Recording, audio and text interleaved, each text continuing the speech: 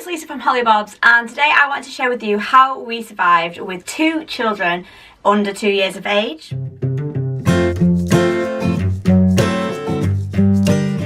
So when Jack was born, Holly was only 18 months old, and I don't think we were really prepared for quite how hard it was going to be. So I just thought I'd share with you some advice that I learned along the way of having 2 under 2. So I think the first thing that we learned, and it took us a long while to learn this, but was to reduce our expectations. It's not the same as having 1 child. It's not the same as having 2 children with a further age gap. You cannot get out and about like you used to. It's difficult to do the same things that you used to. Everything takes longer, and you're going to be met with a million different challenges. You've basically got 2 babies who have completely different needs. Jack was bottle fed, so he was obviously still needing bottles. I needed to make sure I had them all prepared to take out with me. Holly, whoever it was, weaned, she was eating foods, but I still had to be prepared for changes of clothes, bibs, spoons, all that for taking out with me. I had to make sure I had nappies in both sizes and plenty of them. Again, changing the clothes for accidents. And just getting out there. They both were needing to be, Jack needed to be in his car seat before we were ready to go. Holly needed to be put in her car seat. I had to make sure I got the double buggy ready, and that everything I needed for going out was there. So of course that all took longer to prepare, so you either need to make sure that you've got yourself everything in advance, or just recognise that you're probably going to be a bit late. Day-to-day lives, you know, your expectations of that can completely change. But definitely adjusting how you expect things are going to go is just step 1 of having 2 young children so close together in age. The next thing I sort of had to take on was accepting help. You can be as stubborn as you want about this, but at the end of the day, accepting help is only going to help you, and there is nothing shameful about getting help from people when you're in a difficult situation. And it was just anything that we could take that helped us through those stages when everything was just a blur and we were just literally trying to survive. And I'm so grateful for all those people that helped out and that still continue to help out now, because I don't know sometimes how we would survive without the extra help. So I definitely think there's nothing wrong with taking help when you need it. In the end, we put Holly in nursery a couple of mornings a week, and that just really helped me out, gave me a little bit of breathing room, and also gave me time to spend with Jack on his own when he was so little, because obviously your first child gets all that time to themselves, and then your second one comes along and they have to share the time, which is normal for any younger sibling.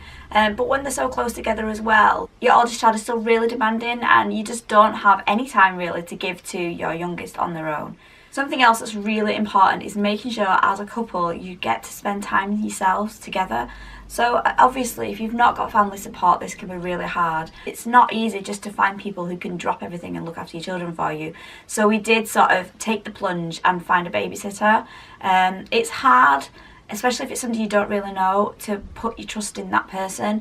So we only went down the road for an hour the first few times, but just finding an hour every now and again just to spend some time together, you know, remember what life is like outside of parenting, and just to laugh as a couple, and you know, remember what you're like as a couple together without children around. I think is really, really important to you as a couple and to you as parents. So it can be really hard for your youngest. They're only 18 months old and all of a sudden their world's turned on its head and they're not the centre of it anymore.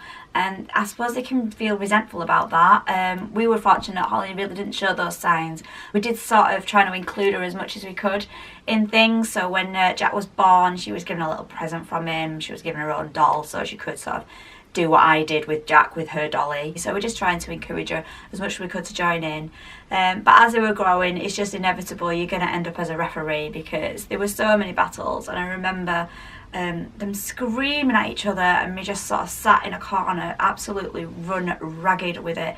And it's just all part of it, unfortunately, and you will get through those times. It's just all perfectly normal. It's all part of parenting, and just keep on going. You will get through it. And I think it's really important to remember that your eldest is still a baby. They're still really dependent on you. They still don't have control of their emotions, and they're still learning to share and things like that. And I remember we did take a step back at one point and remember that we were probably putting a little too much expectation on Holly. We were expecting her to be a big girl and to grow up and do all these things that if Jack hadn't come along, we probably wouldn't have expected that of her. So, you know, they're still babies and they still should be allowed to be babies. We just have to tell ourselves that, remind ourselves that. to try and sort of stop resentment and encourage them to love each other and be independent people too. I found it was important to spend individual time with each child. It's not easy, especially if you choose not to do nursery or childcare or whatever else, but it's really important to find those moments. So when Jack was napping, Holly would have time to herself. He would go to bed half an hour before her, so she'd get a little time with mummy and daddy, and I think that was really important for her. And finally, and crucially, just deal with the mess. Get used to the mess, because until they're sort of going to school, which mine are now, and they can clear up after themselves, your house is going to be a bomb site. There's going to be bottles lying around that need washing, there's going to be pots everywhere, there's going to be toys all over the place, and you're not going to have the energy to really do that much about it every day.